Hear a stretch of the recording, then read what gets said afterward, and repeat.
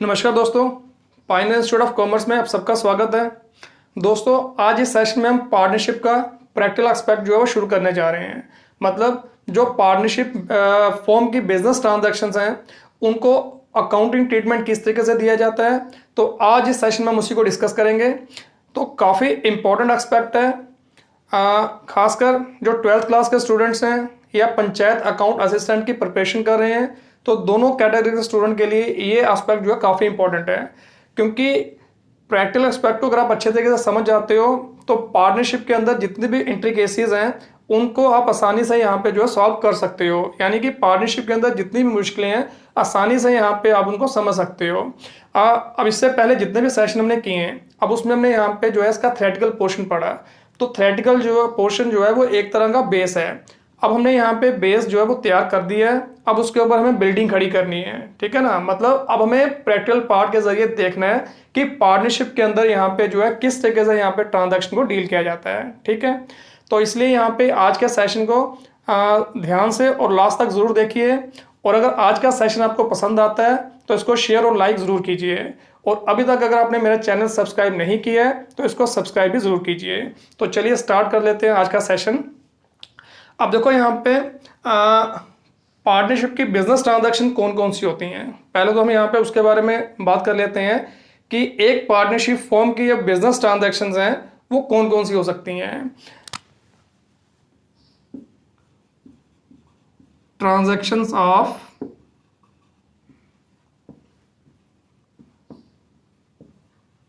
Partnership form. अब जो partnership की ट्रांजैक्शन है, पार्टनरशिप फॉर्म की ट्रांजैक्शन है, ये दो टाइप की हो सकती हैं। Transactions related to outsiders. Number second, transactions relating to partners. तो कोई भी फर्म है तो उसके यहाँ पे जितने भी बिजनेस ट्रांजैक्शन है वो दो टाइप की हो सकती हैं। कुछ ट्रांजैक्शन उसकी आउटसाइडर के साथ होंगी, कुछ ट्रांजैक्शन जो है पार्टनर्स के साथ होती हैं। ठीक है, अब आउटसाइडर के साथ कौन कौन सी ट्रांजैक्शन होती हैं, जैसे गुड्स परचेज कर लिए, परचेजेस की ट्रांजैक्शन, गुड्स सोल्ड किए हमने अपने कस्टमर को, ठीक है ना, सैलरी पे की अपने स्टाफ को, या और डिफरेंट टाइप के जो वेरियस एक्सपेंसेस है वो हमने पे किए हैं। ऐसे अगर कोई बाहर से हमें इनकम आती है, डिस्काउंट हमने रिसीव किया, इंटरेस्ट अगर मिलता है, तो ये सारी ट्रांजैक्शन जो है ये आउटसाइडर से रिलेटेड होती हैं। ठीक है, तो अब बिजनेस ट्रांजैक्शन जो है, कई सारी बिजनेस ट्रांजैक्शन जो है वो आउटसाइडर से रिलेटेड है, क्योंकि पार्टनरशिप फॉर्म है, मेन एक्टिविटी उसकी बिजनेस एक्टिविटी होगी, इसलिए यहाँ पे ये ट्रांजैक्शन तो उसकी होगी। इसके अलावा कुछ ट्रांजैक्शन फॉर्म की पार्टनर के साथ भी होती है। ठीक है ना, फॉर्म के पार्टनर के साथ क्या क्या ट्रांजैक्शन हो सकती है। अब देखो, आप एक पार्टनर जो है वो फर्म के अंदर यहाँ पे जो है कैपिटल इन्वेस्ट करता है। ठीक है, तो इसका मतलब कैपिटल इन्वेस्ट करने की ट्रांजैक्शन हो गई। इसके अलावा टाइम टू टाइम यहाँ पे वो पर्सनल यूज के लिए मनी विड्रॉ भी करता है, तो ड्राइंग्स की ट्रांजैक्शन हो गई। इसके अलावा कई बार यहाँ पे उसकी कैपिटल पे उसको इंटरेस्ट भी दिया जाता है, इंटरेस्ट ऑन कैपिटल हो गया। ऐसे ड्राइंग पे इंटरेस्ट चार्ज किया जाता है, इंटरेस्ट ऑन ड्राइंग्स हो गई। इसके अलावा कई बार यहाँ पे पार्टनर को जो है सैलरी मिलती है, फी दी जाती है, या और किसी टाइप की रेम्यूनरेशन दी जाती है फर्म के जरिए, वो ट्रांजैक्शन होगी। ऐसे अगर कोई हम पार्टनर एडमिट करते हैं, कोई नया पार्टनर एडमिट करते हैं, अपने साथ वो कैपिटल लेके आता है और फर्म की अगर गुडविल है उसमें भी वो शेयर लाता है। इसके अलावा एडमिशन के टाइम जो पार्टनरशिप फर्म की एसेट्स हैं या लाइबिलिटीज है उनकी रिवैल्यूएशन की जाती है, उनसे related transaction. Same case retirement के टाइम भी होता है, या किसी पार्टनर की डेथ होती है तब भी होता है। और अगर यहाँ पे फॉर्म डिसॉल्व होती है उस समय भी यहाँ पे जो है कई सारी ट्रांजैक्शन अराइज होती हैं पार्टनरशिप फॉर्म और पार्टनर्स के बीच में। ठीक है, तो मेन आपको मैं लिख देता हूँ यहाँ पे। ऐसे कैपिटल इन्वेस्ट करने की ट्रांजैक्शन आ गई, इंटरेस्ट ऑन कैपिटल की ट्रांजैक्शन आ गई, ड्राइंग्स की ट्रांजैक्शन आ गई, इंटरेस्ट ऑन ड्राइंग्स की ट्रांजैक्शन आ गई। इसके अलावा फॉर्म में जो प्रॉफिट हुआ उसको बांटने की, शेयर इन प्रॉफिट की ट्रांजैक्शन आ गई। तो ये डिफरेंट टाइप की ट्रांजैक्शन जो है एक पार्टनरशिप फॉर्म और पार्टनर्स के बीच में हो सकती हैं। ठीक है, कोई भी ट्रांजैक्शन है चाहे आउटसाइडर के साथ होती है चाहे किसी पार्टनर के साथ होती है, उसको अकाउंटिंग बुक्स में रिकॉर्ड करने का प्रोसीजर जो है वो सेम है। जैसा कि ऑलरेडी हम प्रीवियस लेक्चर्स में डिस्कस कर चुके हैं, ठीक है ना। स्टार्टिंग में जो हमने चैप्टर स्टार्ट किए थे तो उसमें हम डिस्कस कर चुके हैं कि किस तरीके से जो बिजनेस ट्रांजैक्शन बुक में रिकॉर्ड की जाती है। बिजनेस ट्रांजैक्शन को रिकॉर्ड करने के लिए सॉरी, दो टाइप की हम बुक्स प्रिपेयर कर सकते हैं, जर्नल और दूसरी सब्सिडरी बुक्स, जिसको हम प्राइमरी बुक बोलते हैं। तो पहले हम ट्रांजैक्शन प्राइमरी बुक में रिकॉर्ड करते हैं, फिर लेजर में उसके अकाउंट बना के वहां पे उसकी पोस्टिंग करते हैं, उसके बाद फिर ट्रायल बैलेंस, फिर फाइनेंशियल स्टेटमेंट बनती हैं, ठीक है। तो यहाँ पे भी वही प्रोसीजर ही फॉलो किया जाता है। ट्रांजैक्शन कोई भी है, चाहे आउटसाइडर से रिलेटेड है चाहे पार्टनर से रिलेटेड है, सबसे पहले यहाँ पे जो है जर्नल बुक में रिकॉर्ड की जाती है, फिर उसके बाद लेजर अकाउंट प्रिपेयर किए जाते हैं, ठीक है। तो अब हम यहाँ पे जो पार्टनरशिप का हमारा टॉपिक है, इसमें हम खाली इन दोनों में से एक ही टाइप की ट्रांजैक्शन की बात करेंगे, क्योंकि जो आउटसाइडर के साथ ट्रांजैक्शंस हैं इनको बुक में कैसे रिकॉर्ड किया जाता है, कैसे लेजर अकाउंट प्रिपेयर किए जाते हैं, ये ऑलरेडी हम डिस्कस कर चुके हैं। तो अपने प्रीवियस टॉपिक्स में हम यहाँ पे ऑलरेडी इनको डिस्कस कर चुके हैं, इसलिए यहाँ पे इनकी बात हम यहाँ पे नहीं करेंगे। और वैसे भी यहाँ पे जो पार्टनरशिप का टॉपिक है उसमें यहाँ पे जो पार्टनरशिप फर्म और पार्टनर से रिलेटेड जो ट्रांजैक्शन है उसी के बारे में पूछा जाता है, इसलिए इस चैप्टर में हम यहाँ पे जो है पार्टनर से रिलेटेड जो ट्रांजैक्शन है उनके बारे में ही डिस्कस करेंगे, ठीक है। अब पार्टनर की जो ट्रांजैक्शन है फर्म के साथ, उस हिसाब से पूरे पार्टनरशिप टॉपिक को 4 पार्ट्स में डिवाइड किया है। अगर आप अपने अकाउंट्स की बुक देखो तो उसमें पार्टनरशिप के 4 चैप्टर्स हैं, ठीक है। किसी किसी बुक में 5 या 6 चैप्टर भी उसके बनाए गए हैं, बट मेनली इसके 4 पार्ट हैं। पहला इंट्रोडक्शन, दूसरा एडमिशन, तीसरा retirement and death, and last one is dissolution of firm. तो अब 1 बाय 1 हम यहाँ पे जो है इन चैप्टर के हिसाब से ही पार्टनरशिप जो टॉपिक है उसको डिस्कस करेंगे। तो अभी हम यहाँ पे जो पार्ट इसका डिस्कस कर रहे हैं वो है इंट्रोडक्शन का। जितना भी हमारा ये थ्योरेटिकल पोर्शन पहले हुआ है ये सारा इंट्रोडक्शन में ही कवर होता है। इसके अलावा उसमें कुछ प्रैक्टिकल पार्ट भी है जिसमें ये पूछा जाता है कि भाई कैपिटल पे इंटरेस्ट कैसे कैलकुलेट किया जाता है, पार्टनर्स की कैपिटल पे इंटरेस्ट कैसे कैलकुलेट किया जाता है, पार्टनर की ड्राइंग्स पे इंटरेस्ट कैसे कैलकुलेट किया जाता है, पार्टनर्स को जो प्रॉफिट है वो कैसे बांटा जाता है, या पार्टनर्स के जो कैपिटल अकाउंट है वो कैसे प्रिपेयर किए जाते हैं। तो ये सारी चीज़ें जो हैं इसके इंट्रोडक्शन वाले चैप्टर में आती हैं। तो अब हम आज से स्टार्ट करने जा रहे हैं इंटरेस्ट ऑन कैपिटल से। तो सबसे पहले हम यहाँ पे देखेंगे कि पार्टनर की जो कैपिटल है उस पर यहाँ पे इंटरेस्ट कैसे कैलकुलेट किया जाता है। तो इसके अलावा फिर हम इंटरेस्ट ऑन ड्राइंग्स पे आएंगे, फिर एप्रोप्रिएशन ऑफ प्रॉफिट। तो यानी कि ये 3-4 एक्सपेक्ट जो है इसी टॉपिक में हम इसी चैप्टर में हम कवर करेंगे। तो इंटरेस्ट ऑन कैपिटल कैसे कैलकुलेट किया जाता है। अब आप कहोगे कि ये तो काफ़ी आसान है, इंटरेस्ट ऑन कैपिटल कैलकुलेट करना कौन सा मुश्किल काम है। जितनी पार्टनर की कैपिटल होगी उस पर हम रेट अप्लाई करके इंटरेस्ट आसानी से कैलकुलेट कर सकते हैं, बिल्कुल कर सकते हैं। बट कई बार क्या होता है यहाँ पे कि कैपिटल से रिलेटेड यहाँ पे एक से ज़्यादा ट्रांजैक्शन होती है। कई बार यहाँ पे पार्टनर जो है बीच में कई बार यहाँ पे कैपिटल इंट्रोड्यूस भी करता है, कई बार यहाँ पे अपनी कैपिटल वो विड्रॉ भी कर लेता है। उस केस में यहाँ पे जो है थोड़ी सी इंटरेस्ट ऑन कैपिटल को कैलकुलेट करने के लिए दिक्कत आ सकती है। तो ये सारे एक्सपेक्ट हम यहाँ पे आज इस सेशन में कवर करेंगे, ठीक है। उसके बाद फिर यहाँ पे उनको बुक्स में रिकॉर्ड कैसे किया जाता है, यानी कि जर्नल बुक में कैसे रिकॉर्ड किया जाता है या लेजर में अकाउंट कैसे बनाए जाते हैं, उसके बाद फिर वो एक्सपेक्ट भी कवर होगा। तो अब ये मेरे पीछे 2 क्वेश्चन हैं, दोनों के दोनों क्वेश्चन इंटरेस्ट ऑन कैपिटल से ही रिलेटेड है। तो इन क्वेश्चंस की हेल्प से मैं आपको बताऊंगा कि डिफरेंट सिचुएशन में किस तरीके से कैपिटल पे इंटरेस्ट कैलकुलेट किया जाता है, कैसे पार्टनर्स की कैपिटल पे जो इंटरेस्ट है वो कैलकुलेट किया जाता है।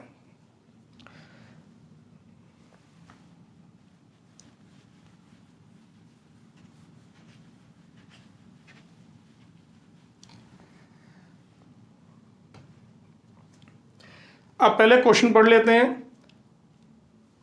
कहता है A and B started business on 1st January 2018 with capital of rupees 60,000 and rupees 40,000 respectively. During the year, A introduced rupees 10,000 to the firm as additional capital on 1st July 2018. They withdrew rupees 500 per month for household expenses. Interest on capital is to be allowed at the rate of 10% per annum. Calculate interest on capital for the year ending 31st December 2018।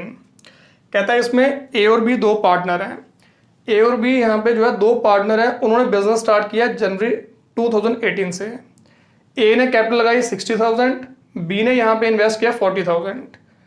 कहता है यहाँ पे साल के बीच में ही ए ने यहाँ पे 10,000 जो है एडिशनल कैपिटल फॉर्म में इंट्रोड्यूस की। कब? जुलाई 2018 को। ठीक है, तो मैं अंडरलाइन कर देता हूँ ये मेन डेट्स जो हैं।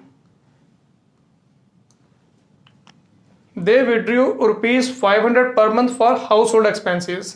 इसके अलावा कहता है उसने 500 पर मंथ के हिसाब से हाउस होल्ड एक्सपेंसिस के लिए भी अमाउंट विड्रा किया।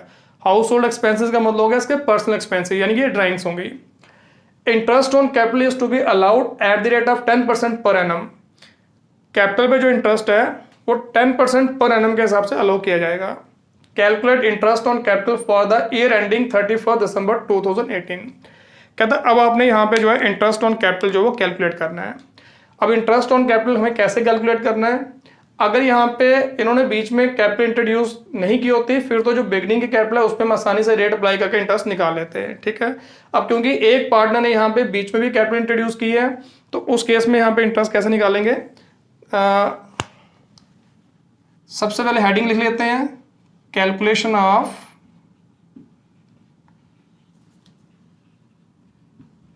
Interest on capital. ठीक है, अब जिनको एमसीक्यूज आएंगे उनको तो खैर हेडिंग वगैरह की जरूरत नहीं पड़ेगी, बट फिर भी अगर आप यहाँ पे इस लेक्चर को अटेंड कर रहे हो तो मेरे हिसाब से अपने साथ पेन और कॉपी जरूर रखिए और जो भी मैं क्वेश्चन कराऊंगा उसको वैसे ही आप नोट करते जाइएगा, क्योंकि बाद में आपको रिवीजन करने में आपको हेल्प मिलेगी। बेशक एग्जाम में आपको एमसीक्यूज में यहाँ पे हेडिंग शेडिंग कुछ नहीं लिखनी, वहाँ पे आप शॉर्टकट अप्लाई कर सकते हो, बट फिलहाल जब घर में स्टडी करोगे तो पूरे एक प्रॉपर मैनर में यहाँ पे इसको करो ताकि इस तरीके से आपके नोट्स बन जाएंगे। कल को आप इसको रिवाइज करना चाहो तो आसानी से आप इसको रिवाइज भी कर सको, आसानी से आपको पता लगे कौन सी चीज़ कैसे कैलकुलेट की है। ठीक है, तो इसलिए यहाँ पे हेडिंग लिखवा रहा हूँ, बाकी एमसीक्यूज में हम सीधा डायरेक्ट कैलकुलेशन कर सकते हैं। अब सबसे पहले मैं यहाँ पे जो है ए की कैपिटल में इंटरेस्ट निकालना है ऑन एज कैपिटल। अब कैपिटल 2 बार किसने इंट्रोड्यूस की है? ए ने स्टार्टिंग में 60,000 इंट्रोड्यूस किया, फिर बीच में उसने 10,000 और इंट्रोड्यूस किया, यानी कि इसने कैपिटल 2 बार लाई। ऐसा लिख लेते हैं ऑन कैपिटल एट बिगनिंग। ठीक है, जो बिगनिंग की कैपिटल है वो कितनी है? 60,000, 60,000। 60,000 पे कितना परसेंट इंटरेस्ट है? 10%। 10% पर एनम, पूरे साल का 10%। तो सीधा इसका 10% निकालेंगे, ये आ गया ₹6,000। ठीक है, इसके बाद बीच में उसने कुछ और कैपिटल भी इंट्रोड्यूस की, उस पर अलग से निकालेंगे on additional capital. Additional capital जो है वो कितनी इंट्रोड्यूस की? 10,000। 10% बट हमें देखना है कि जो एडिशनल कैपिटल है वो इसने कब इंट्रोड्यूस की, क्योंकि जब बिजनेस के अंदर कैपिटल इन्वेस्ट की जाती है वहां से लेके क्लोजिंग डेट तक हमें इंटरेस्ट निकालना है। ठीक है, इसने जुलाई 1 2018 को कैपिटल इंट्रोड्यूस की। हमारा अकाउंटिंग क्लोज कब हो रहा है? 31 दिसंबर 2018। वैसे तो हमारा यहाँ पे जो अकाउंटिंग ईयर है आजकल जो लेटेस्ट अकाउंटिंग चल रहा है वो है अप्रैल टू मार्च। 1 अप्रैल को स्टार्ट होता है और 31 मार्च को खत्म होता है। फिलहाल बुक्स के अंदर यहाँ पे कई बार पुराना अकाउंटिंग ईयर भी दिया होता है जो जनवरी 1 से स्टार्ट होता है और 31 दिसंबर को खत्म होता है। अकाउंटिंग ईयर कोई भी हो, कोई प्रॉब्लम नहीं, आपने नंबर ऑफ मंथ्स काउंट करने हैं। तो इसमें जुलाई में यहाँ पे जो है इसने एडिशनल कैपिटल इंट्रोड्यूस की, 31 दिसंबर तक नंबर ऑफ मंथ्स कितने बने? तो यानी कि ये कैपिटल इस साल कितने महीने तक यूज की गई? जुलाई से लेकर दिसंबर 31 तक 6 मंथ बनते हैं, ये आ गया 6/12, तो ये बन गया 500। तो टोटल यहाँ पे जो इसका इंटरेस्ट है वो कितना आ गया? 6500। ठीक है, ए की कैपिटल पे इंटरेस्ट आ गया, ऐसे बी की कैपिटल पे निकालेंगे ऑन बीज कैपिटल। ये तो आसान क्वेश्चन है, इसमें कोई दिक्कत नहीं है। बी ने स्टार्टिंग में ही इंट्रोड्यूस की है, बीच में उसने इंट्रोड्यूस नहीं की, तो बिगनिंग की कैपिटल उसकी थी 40,000। 40,000 पे 10% अप्लाई करेंगे। रेट ऑफ इंटरेस्ट क्वेश्चन में आपको दिया होगा, तो ये आ गया हमारा 4,000। तो इस तरीके से ए और बी दोनों की यहाँ पे कैपिटल पे जो इंटरेस्ट आपने कैलकुलेट कर दिया। अब इसके बाद हम उसको बुक में रिकॉर्ड कर सकते हैं, ठीक है। तो रिकॉर्ड करने के लिए पहले जर्नल बुक में जर्नल एंट्री डालेंगे, उसके बाद फिर लेजर में इनके अकाउंट बनाएंगे, कैपिटल अकाउंट, वहाँ पे उनको पोस्ट करेंगे। तो वो एक्सपेक्ट हम इसके बाद कवर करेंगे। फिलहाल अभी हम कैलकुलेशन वाला एक्सपेक्ट ही कवर कर रहे हैं। तो यानी कि इंटरेस्ट ऑन कैपिटल जो है कैसे कैलकुलेट किया जाता है डिफरेंट सिचुएशन में। तो पहले वो क्वेश्चन आएंगे, उसके बाद फिर एक क्वेश्चन आपको कराऊंगा कि कैसे इसकी जर्नल एंट्री की जाती है और कैसे लेजर में इनको पोस्ट किया जाता है, ठीक है। तो अब नेक्स्ट क्वेश्चन देख लेते हैं। जो नेक्स्ट क्वेश्चन है ये थोड़ा सा डिफरेंट है इससे। चलिए पहले क्वेश्चन पढ़ लेते हैं। कहता है S&T are partners in a firm in 2:1 ratio. अच्छा, एक चीज़ और, जो पिछला क्वेश्चन था उसमें यहाँ पे हाउस होल्ड एक्सपेंसेस के लिए 500 पर मंथ वो विड्रा कर रहे हैं, यानी कि ड्राइंग्स हैं। तो फिलहाल इंटरेस्ट ऑन कैपिटल कैलकुलेट करने के लिए ड्राइंग्स का कोई लेने देना उसके साथ नहीं है। तो ड्राइंग्स हमें जो क्वेश्चन में दे रखी है उसको इग्नोर करेंगे। अगर उसने कैपिटल का पोर्शन विड्रा किया होता फिर हम उसको कंसिडर करते हैं, पर ये ड्राइंग है, पर्सनल यूज के लिए उसने यहाँ पे पैसा निकाला। तो फिलहाल इंटरेस्ट ऑन कैपिटल कैलकुलेट करते हुए इसको हम यहाँ पे जो है इग्नोर करेंगे। इसका फिलहाल इसका साथ कोई लेना देना नहीं है, ठीक है। तो अब अगला क्वेश्चन स्टार्ट कर लेते हैं। कहता है S&T are partners in a firm in 2:1 ratio. They have capital of ₹1 lakh and ₹1,30,000 on 1 April 2018। SOT sorry SOT कहता है दो पार्टनर है 2:1 की रेशो में, यानी कि इनकी जो प्रॉफिट शेयरिंग रेशो है 2:1 है। दे have capital of ₹1 lakh। S ने 1 लाख की कैपिटल लगाई है और जो टी है उसकी 1,30,000 की कैपिटल है अप्रैल 2018 को, ठीक है। डेट्स जो है काफ़ी इंपॉर्टेंट होती हैं। ये इनकी बिगनिंग की कैपिटल है। On 1 May 2018 S introduce ₹10,000 and T withdrew ₹40,000 on the same date. कहता है 1 May 2018 को एस ने 10,000 एडिशनल कैपिटल यानी कि और कैपिटल इंट्रोड्यूस की, टी ने यहाँ पे जो 40,000 विड्रा किया है। On 31st July 2018, S withdrew ₹20,000 while T introduced ₹10,000 on the same date। कहता है जुलाई 31st 2018 को S ने ₹20,000 विड्रा किया और T ने यहाँ पे जो है 10,000 जो है और इंट्रोड्यूस किया। अब आप कहोगे कि इसमें कैपिटल तो लिखा नहीं है कि कैपिटल विड्रा किया, क्या किया है। अब देखो, जब तक उसने लिखा नहीं है कि पर्सनल यूज के लिए अमाउंट विड्रा किया, हम उसको ड्राइंग्स नहीं मानते हैं। तो जब उसने खाली लिखा हुआ कि विड्रा किया तो मतलब कैपिटल ही विड्रा की है। On 28 Feb 2019, T further deposited ₹30,000 as capital। कहता है 28 Feb 2019 को T ने यहाँ पे जो है 30,000 की कैपिटल और लगाई। Calculate interest on capital eight the rate of 12% per annum for the year ending 31 March 2019। अब कहता है आपने इंटरेस्ट ऑन कैपिटल कैलकुलेट करना है किस ईयर के लिए, जो ईयर 31 March 2019 को खत्म हो रहा है। अब यहाँ पे अकाउंटिंग ईयर 31 March 2019 को क्लोज हो रहा है। तो याद रखना यहाँ पे अकाउंटिंग ईयर अप्रैल टू मार्च है, ठीक है। तो अब इसको पहले रब कर लेते हैं।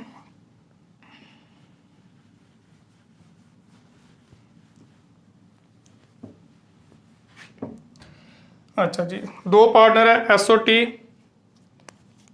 पहले हम निकाल लेते हैं ऑन एस कैपिटल।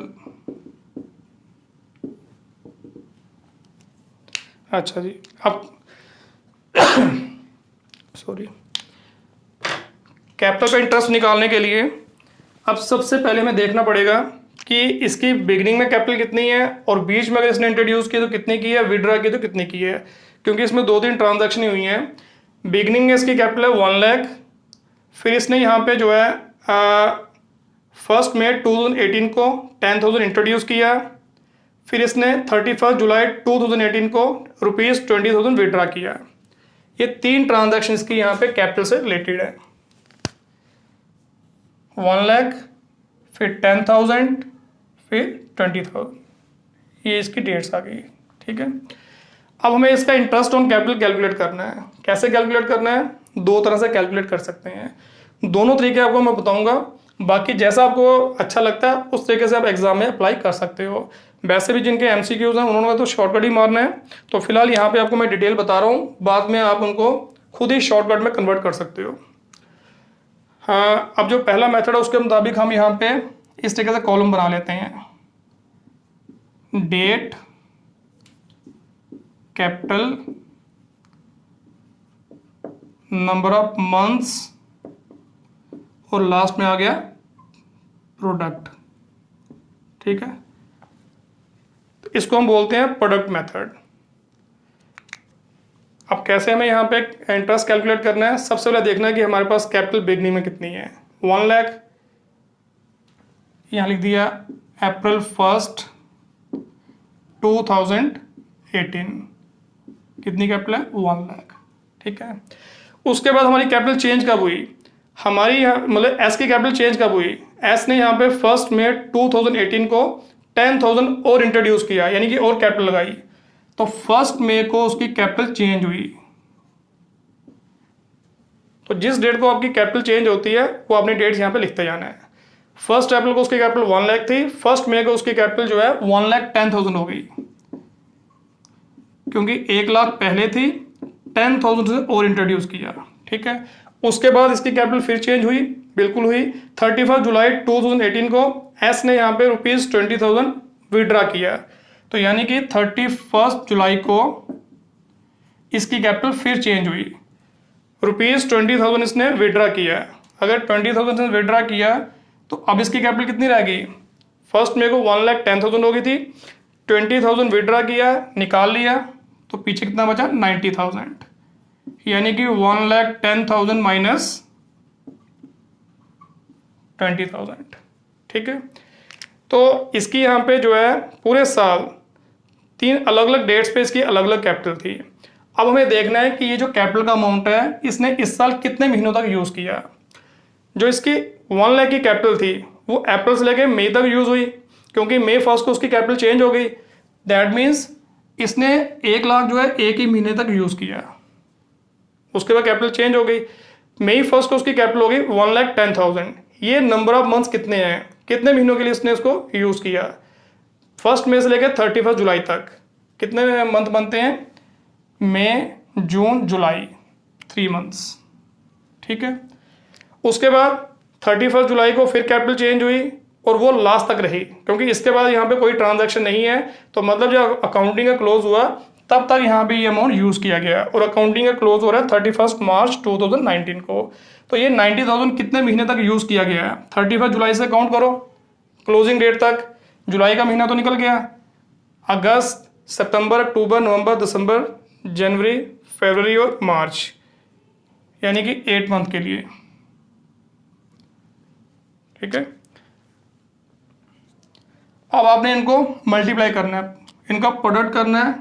ये आ गया 1 लाख, ये आ गया 3,30,000, ये आ गया 7,20,000। अब आपने प्रोडक्ट को टोटल कर देना है, जो भी आपने मल्टीप्लाई किया उनका सम कर दो, कितना आया 11,50,000। ठीक है, अब ये जो हमारा प्रोडक्ट का टोटल आया इस पे हमें यहाँ पे जो है इंटरेस्ट कैलकुलेट करना है। देयरफॉर इंटरेस्ट ऑन कैपिटल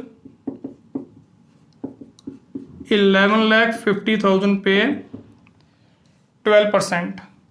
और एक बात का ध्यान रखना, जब प्रोडक्ट मेथड इस्तेमाल करोगे तो जो भी आपका यहाँ पे प्रोडक्ट का टोटल होगा उस पर 1 मंथ का ही आपने इंटरेस्ट निकालना है। ठीक है, इंटू 1/12 करना है, तो अल्टीमेटली ये पूरे साल का ही इंटरेस्ट निकलेगा।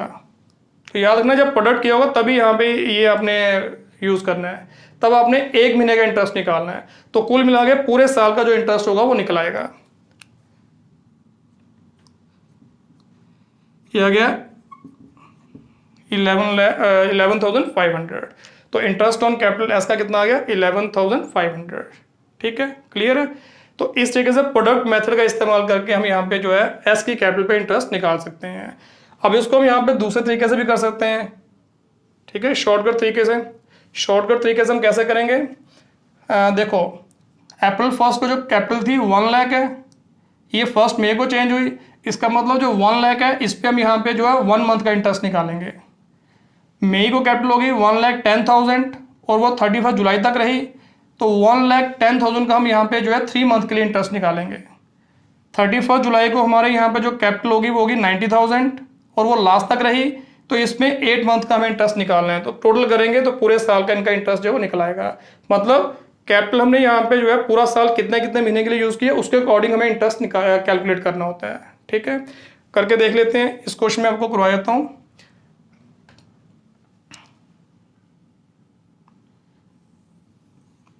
देखो 1 लाख पे 12% इंटरेस्ट, क्योंकि 1 लाख जो है ये एक ही महीने के लिए यूज़ हुआ, उसके बाद कैपिटल चेंज होगी, बढ़ गई, तो 1 लाख जो है उसके ऊपर एक महीने का इंटरेस्ट निकालेंगे, ये आ गया 1000।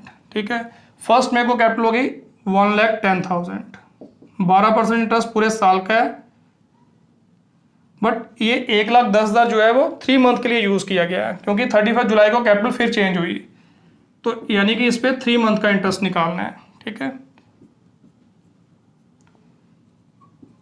ये आ गया 3,300। उसके बाद 90,000, 12%, ये कैपिटल लास्ट तक रही, यानी कि 8 महीनों तक इसको यूज़ किया, 90,000 8 मंथ के लिए यूज़ हुआ, तो 8 महीने का इंटरेस्ट निकालना है, ये आ गया 7,200। टोटल करके देख लो 11,500। तो चाहे इस तरीके से कर लो चाहे इस तरीके से कर लो, रिजल्ट आपका सेम है। सिर्फ एक चीज़ का ध्यान रखना, जब प्रोडक्ट मेथड का इस्तेमाल करते हो तो उस केस में जो प्रोडक्ट का टोटल होगा उस पर 1 मंथ का ही इंटरेस्ट निकालना है, क्योंकि ये जो हमने प्रोडक्ट लिया है पूरे साल कितने कितने महीने हमने कैपिटल यूज़ किया उसको लेके निकाला हुआ है, इसलिए 1 मंथ का इंटरेस्ट निकालना है। तो इस तरीके से निकालना, तब भी हमारा आंसर सेम आएगा। ठीक है, तो जब आप MCQs करेंगे तो उस केस में ये चार्ट वगैरह या टेबल बनाने की ज़रूरत नहीं पड़ेगी, सीधे आप यहाँ पे शॉर्टकट में कैलकुलेट कर सकते हो। ठीक है, ये अभी खाली नोट्स आप इस तरीके से बनाओ ताकि यहाँ पे जो है जब आप रिवाइज करो तो आपको कोई दिक्कत ना आए, आपको पता लगे कि किस तरीके से हम इंटरेस्ट जो है वो कैलकुलेट करते हैं। ठीक है, और इस मेथड को हम बोलते हैं प्रोडक्ट मेथड।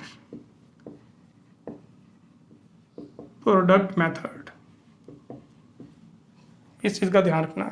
ठीक है, अब ऐसे ही जो दूसरा पार्टनर है T, उसकी कैपिटल पे इंटरेस्ट कैलकुलेट कर लेते हैं। तो उसका हम एक ही मेथड यूज़ करेंगे, यही वाला प्रोडक्ट मेथड यूज़ करते हैं। बाकी बताया आपको मैं दोनों तरीकों से, जैसे मर्जी करो।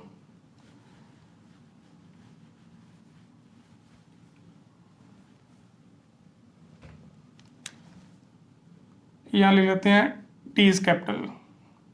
ठीक है, तो पहले देख लेते हैं कि जो डेट्स हैं कब कब इसकी कैपिटल चेंज हुई। अप्रैल 1, 2018, इस डेट को इसकी कैपिटल है 1,30,000 रुपीज़। इसके बाद कैपिटल चेंज हुई टी की 1 मई को, उसने 40,000 विड्रा किया। 1 मई 2018 40,000 विड्रा किया, तो पीछे कितना रह गया 90,000। ब्रैकेट में लिख सकते हैं 1,30,000 माइनस 40,000। ठीक है, टी ने 31 जुलाई 2018 को टी ने यहाँ पे कैपिटल इंट्रोड्यूस की 10,000, तो 31 जुलाई 2018 10,000 उसने यहाँ पे और लाया, तो यानी कि इस डेट को कैपिटल कितनी होगी 1,90,000 प्लस 10,000। ठीक है, नेक्स्ट इसके बाद 28 फैब 2019 को टी ने और कैपिटल यहाँ पे डिपॉजिट मतलब इंट्रोड्यूस की, यानी कि 28 फैब 2019 को इसकी कैपिटल फिर चेंज हुई, 30,000 और लाया, तो ये आ गया 1,30,000, 1 लाख प्लस 30,000। अब नंबर ऑफ मंथ कैलकुलेट कर लेते हैं, निकाल लेते हैं। जो 1,30,000 है ये अप्रैल से लेके मई तक यूज़ हुआ, तो यानी कि 1 मंथ 90,000 मई से लेके 31 जुलाई तक।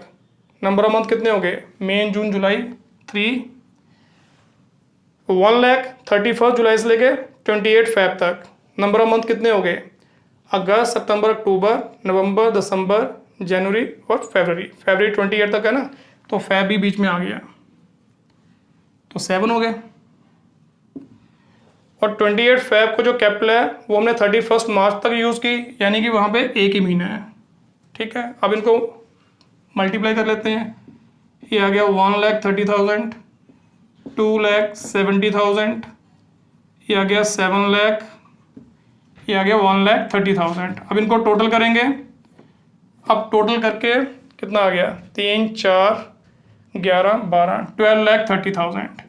तो 12,30,000 का प्रोडक्ट आया। इस पे हम यहाँ पे जो है इंटरेस्ट निकाल सकते हैं। Interest on capital equal to 12,30,000 into 12%। अब क्योंकि प्रोडक्ट मेथड का इस्तेमाल किया है तो 1 मंथ का इंटरेस्ट, तो दैट मीन्स हमारा यहाँ पे जो इंटरेस्ट आ गया वो कितना आ गया, 12,300। ठीक है, ऐसे ही यहाँ पे शॉर्टकट तरीके से भी आप कर सकते हो या आप खुद पे ट्राई करना। तो इस तरीके से कैपिटल पे इंटरेस्ट निकाला जाता है। ठीक है, तो 2 क्वेश्चन के अंदर मैंने आपको बताया कि इंटरेस्ट ऑन कैपिटल कैसे कैलकुलेट किया जाता है। तो दोस्तों आज आपने देखा कि किस तरीके से हम इंटरेस्ट ऑन कैपिटल जो है वो कैलकुलेट करते हैं। अब इसी तरह के कुछ और क्वेश्चंस जो है अगले सेशन में मैं लेके आऊँगा। इसके अलावा इंटरेस्ट ऑन ड्राइंग्स कैसे कैलकुलेट करते हैं उसके भी डिफरेंट केसेस हैं, वो भी हम नेक्स्ट सेशन में ही डिस्कस करेंगे। तो आज के लेक्चर में अगर आपको कहीं पे कोई डिफ़िकल्टी आई या कहीं पे कोई समझ नहीं आया तो आप मेरे को कमेंट सेक्शन में लिख सकते हो। तो चलिए दोस्तों, मिलेंगे अपने अगले सेशन में। Thank you very much.